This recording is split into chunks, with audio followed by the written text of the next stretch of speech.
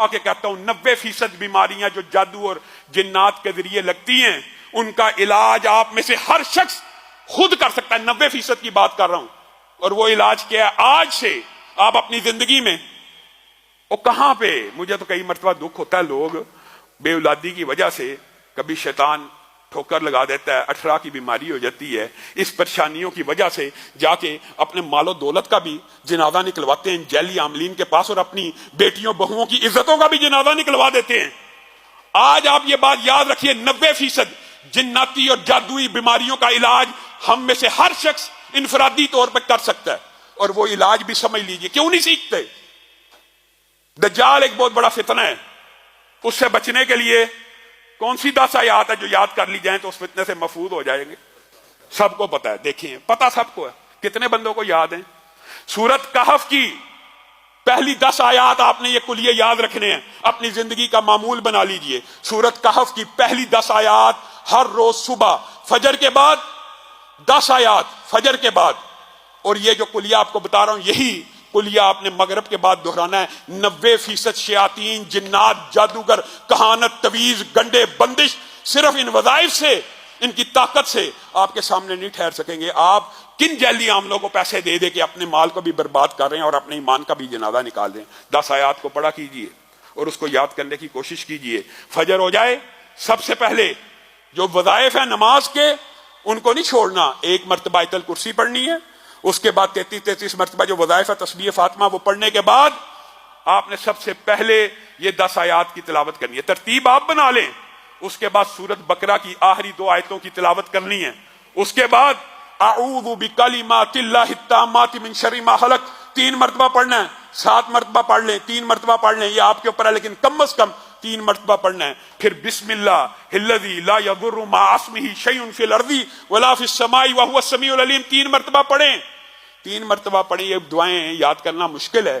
پھر 100 مرتبہ یہ وظیفہ اگرچہ کچھ لمبا ہے لیکن اللہ کی قسم وہ در در کی ٹھوکریں کھانے سے بہتر ہے کہ لا الہ الا اللہ وحدہ لا شریک لہ لہ الملک ولہ الحمد وہو علی کل شیء قدیر.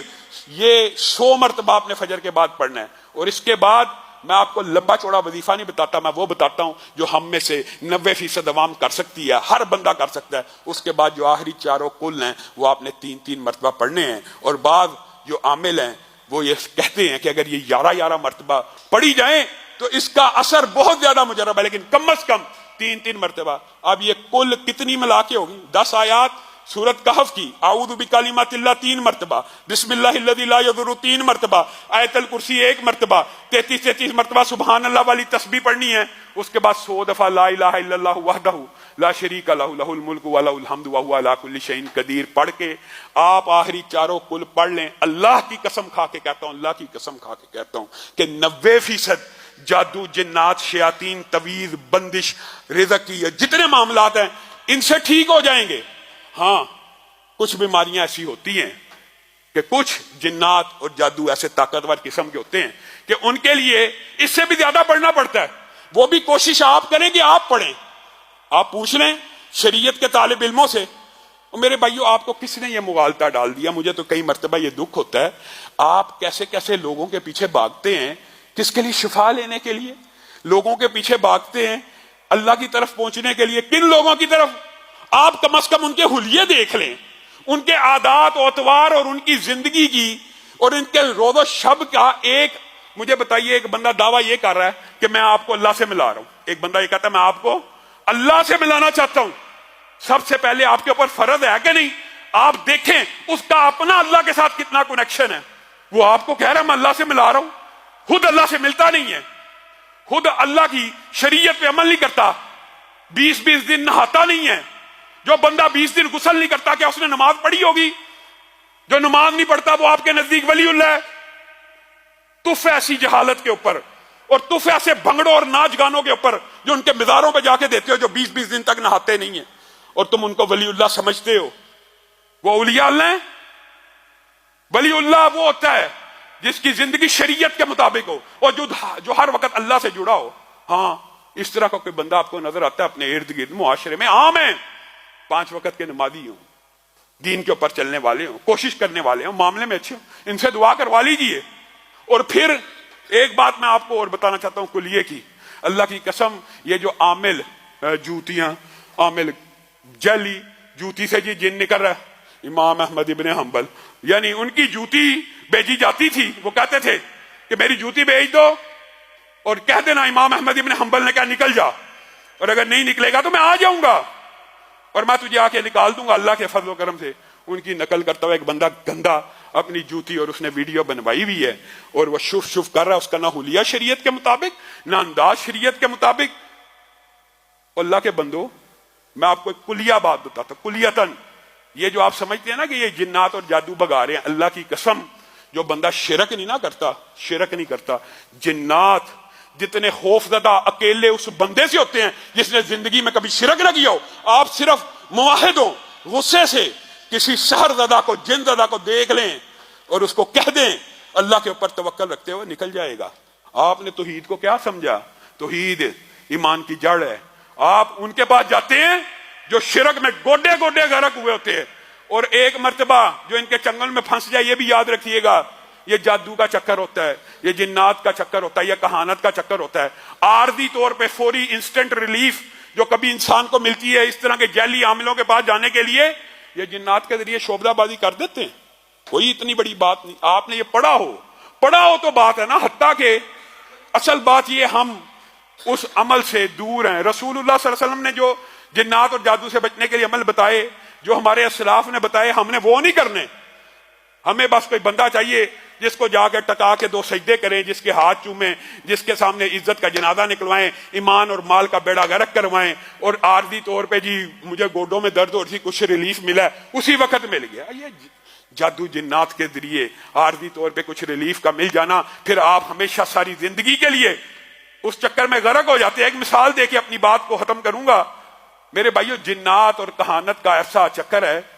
ابھی ہم یہاں پہ رہتے ہیں، ہر علاقے میں آپ کو پتا ہے ایک ایسی قریب بستی ہوتی ہے، آپ حیران رہ جائیں گے۔ یہاں پہ بھی ساتھی کہتے ہیں فلاں ایک بندہ ہے 500 روپیہ لے کے میاں بیوی میں ایک ایسا کالا علم کرتا ہے، میاں بیوی میں جھگڑا ہو جاتا ہے، طلاق ہو جاتی ہے۔ کیا قرآن پاک میں یہ آیات موجود نہیں ہے؟ موجود ہیں، سب باتیں موجود ہیں۔ یہ ایک ایسا سسٹم ہے، اگر آپ کو سمجھ آ جائے تو آپ سب سے زیادہ کوشش کریں گے میرے بھائیو، جتنا آپ اپنے بچے کے لیے درد دل سے وظیفہ پڑھیں گے، عامل نہیں پڑے گا۔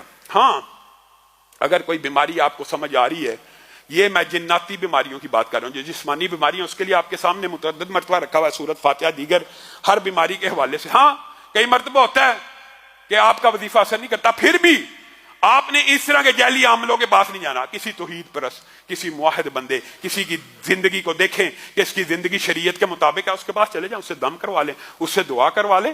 یہاں پہ آتے ہیں جناب دعویٰ کرنے کے لیے، اللہ کے فضل سے ہم نے کبھی دعویٰ نہیں کیا، لیکن ہمارا مشاہدہ اور تجربہ ہے اللہ کے اس کلام میں ایسی شفا ہے کہ پیدائشی اندھے اور نبینے، پیدائشی گونگے اور بہرے اس کلام کی وجہ سے، مرگی کے مریض ہم نے ٹھیک ہوتے ہوئے دیکھے ہیں۔ کس کی وجہ سے؟ اس کلام کی وجہ سے، بندوں کی وجہ سے نہیں۔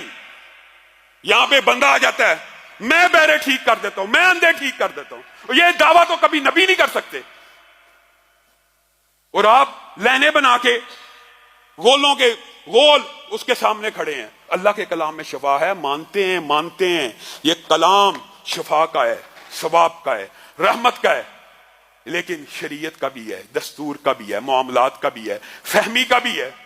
اس سے آپ شفا لیں، کسی قسم کے چمبے کی بات نہیں ہے۔ بات جو آپ کو سمجھانا مقصود ہے، 1 منٹ میں کر کے اپنی بات کو ختم کروں گا میرے بھائیو۔ یہ سارا دھندا جو انسان کے ساتھ ایک شیطان ہوتا ہے، جن ہوتا ہے، جو انسان کے ساتھ پیدا ہوتا ہے، اکثر اسی کے ذریعے چل رہا ہوتا ہے۔ حجاج بن یوسف نے بہت ظالم تھا، لیکن امت کے اوپر 2 احسان کر گیا نا، ایک قرآن پاک کے اعراب لگائے، دوسرا سارے اس وقت کے جادوگروں کے طریقے لکھ کے امت کو بتلا گیا۔ حجاج نے ایک مرتبہ ایسے کنکریاں پکڑی، جادوگروں نے کہا کیسے تمہیں پتا چلتا ہے میرے ہاتھ میں کتنی کنکریاں؟ کہتا آپ پکڑیں ہم بتا دیں گے۔ پکڑی، جادوگروں سے پوچھا کتنی ہیں؟ کہا 9 ہیں۔ حجاج نے کھولا 9 ہیں۔ حجاج کو سمجھ آ گئی کہ واردات کا طریقہ کیا ہے، میرے جن سے معلومات لے رہے ہیں اور بتلا رہے ہیں۔ حجاج نے ایسے دوبارہ کنکریاں پکڑی، کہا اب بتاؤ۔ کہا اب نہیں بتا سکتے۔ کہا کیوں؟ کہا کہ تجھے بھی نہیں پتا، اس لیے ہم کہاں سے بتائیں گے، اچکنا تو تیرے دماغ سے ہی تھا، تیرے جن سے ہی پتا کرنا تھا۔ تو میرے بھائیوں، کتنی سیدھی کھلی باتیں ہیں۔ آپ اس کو ولی اللہ سمجھ لیتے ہیں. جی آج آپ گھر میں پالک کھا کے آئے ہیں, وہ ولی اللہ جی ولی اللہ, یہ بے ایمان جادوگر ہے, یہ کاہن ہے, اس نے شیاطین کو اپنے تابع کیا اور جنات کے ذریعے آپ کو انفارمیشن دے رہا ہے. آپ کہہ رہے ہیں یہ ولی اللہ. اللہ رب العزت جو کہا گیا, جو سنا گیا, اس کو سمجھنے کی توفیق عنایت فرمائے. انشاءاللہ آج نماز جمعہ کی نماز کے اندر یمن کے, فلسطین کے, کشمیر کے آپ نے یہ بھی واقعات دیکھے ہیں.